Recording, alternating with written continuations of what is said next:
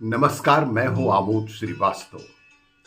Amazing thought, amazing message, amazing information की दिशा में आज एक कदम और आगे।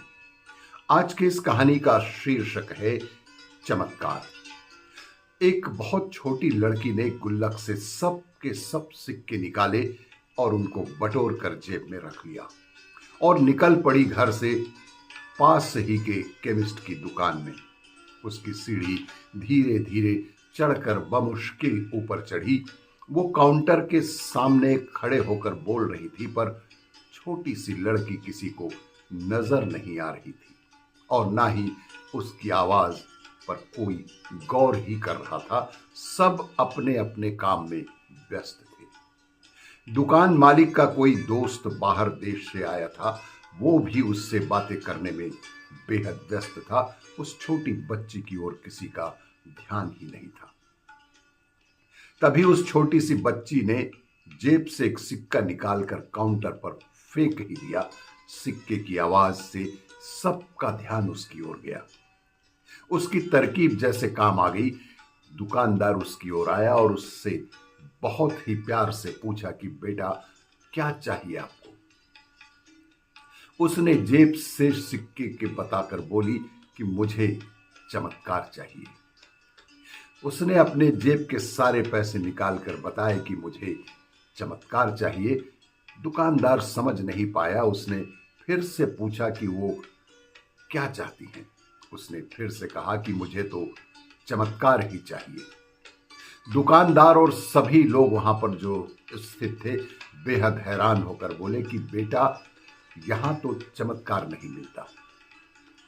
वो फिर बोली, अगर दवाई मिलती है तो चमत्कार भी आपके यहां होना ही चाहिए। दुकानदार आश्चर्य से बोला, बेटा, आपसे यह किसने कहा? अब उसने विस्तार से बताना शुरू किया कि अपनी तोतली जबान से मेरे भैया के सर में ट्यूमर हो गया है।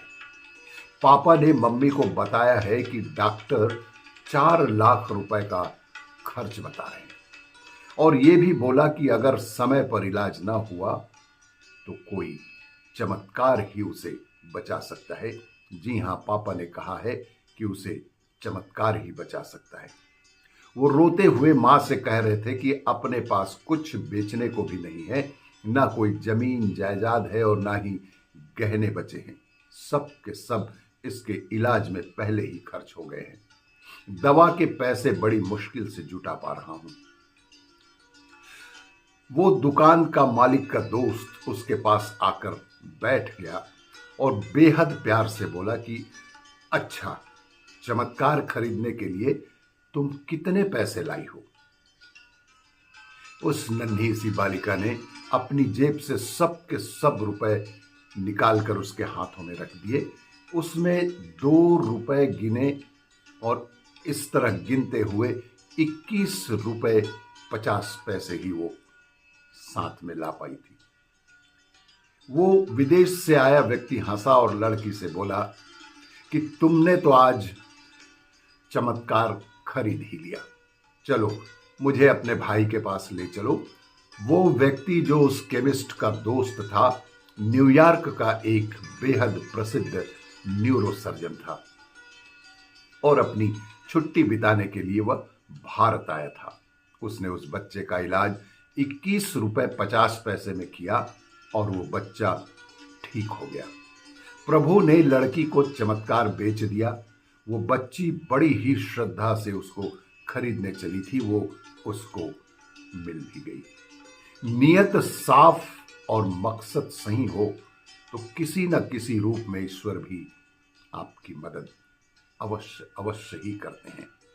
आपकी नियत से ईश्वर प्रसन्न होते हैं और दिखावे से इंसान। और यह सब आप पर निर्भर है कि आप सिर्फ इंसान को प्रसन्न करना चाहते हैं या कि ईश्वर को।